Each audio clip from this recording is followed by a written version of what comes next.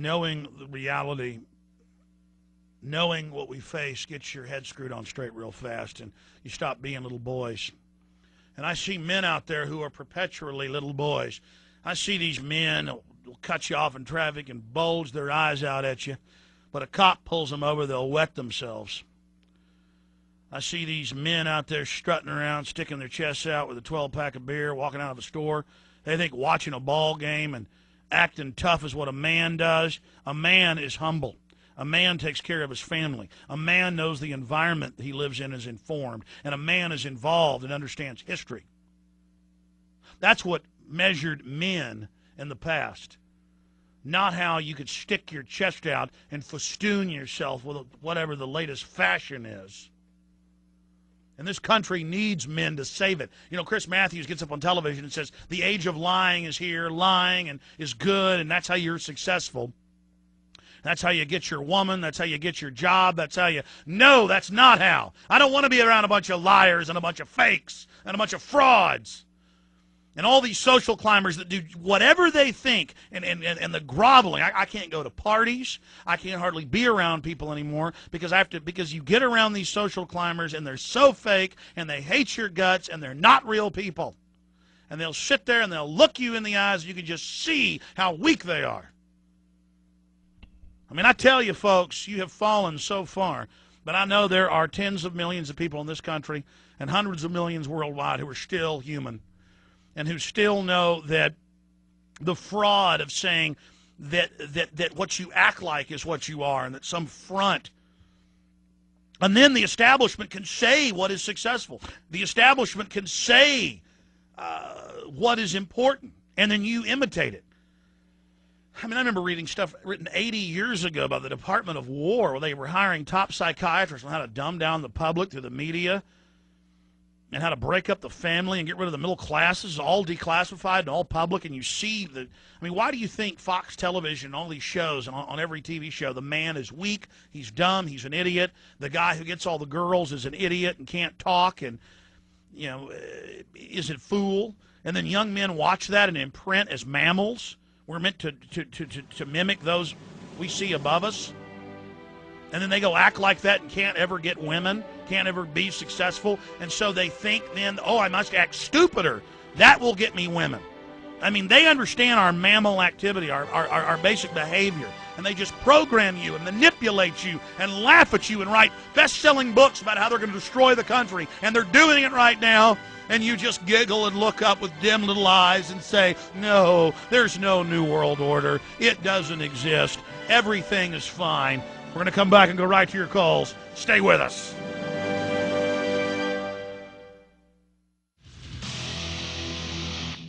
I just walked down the hall to get a cup of coffee. And what did I see? Lewis Black, that's a fake name, by the way, a carpetbagger that came into Austin decades ago and set up the Austin Chronicle. And what's it got? A giant cover story about how we need to attack the Second Amendment. Bunch of anti-gun garbage I just scanned through in the last few minutes.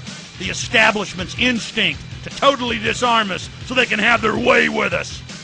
Why don't you write articles, Black, about how governments killed over 200 million people last century? Why don't you write an article about how the international banking cartel financed 90% of that? Why don't you tell the truth instead of writing articles saying the toll road company isn't foreign? How dumb do you think your readers are? I'm just sick of lies. I'm sick of it! And I'm sick of you being mesmerized by things that don't matter so they can run these lies on you.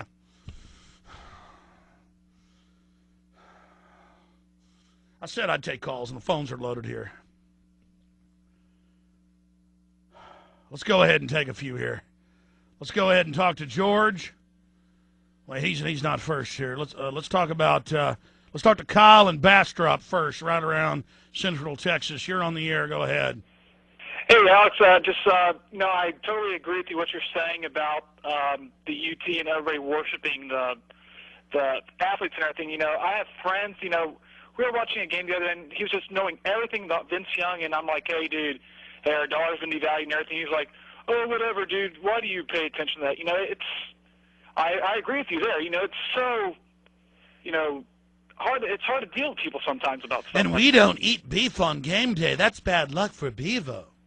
Oh, I mean, seriously, I see people, a lot of these kids, that are, going to ACC or local college or whatever, and they have no money, but they'll go and spend $300 for a ticket, and then, they wonder why they have no money. They're spending on Xbox 360 here. Well, I mean, the credit card companies have the financial advisors at the school who they're paying, by the way. It's totally illegal, but they do it. It's legalized criminality to tell them to get more credit cards. The whole thing is meant to rape people. And here's my point. People don't know about, their family history. They don't know about, anything. There's all these amazing things going on, but all they know about is issues that don't matter today, much less tomorrow. That's all I'm saying, is that people could be into sports and things, but it's that it is designed. It is given all of this attention to destroy. It is given all this attention to be a distraction from real issues. Oh, I agree, I work at a bank, I see a lot of people who come through who don't even know how to fill out a deposit slip, they don't know their account number. I mean, they don't Here's even the know deal. I used to go, I've been going to that Bob Bullock IMAX theater since it opened, 8, 9, 10 years ago? I've probably seen 10, 15 IMAX films there, because I don't watch a lot of TV, but I go see IMAX films occasionally. I saw Sea Monsters in 3D, unbelievably powerful. Best 3D I've ever seen last night.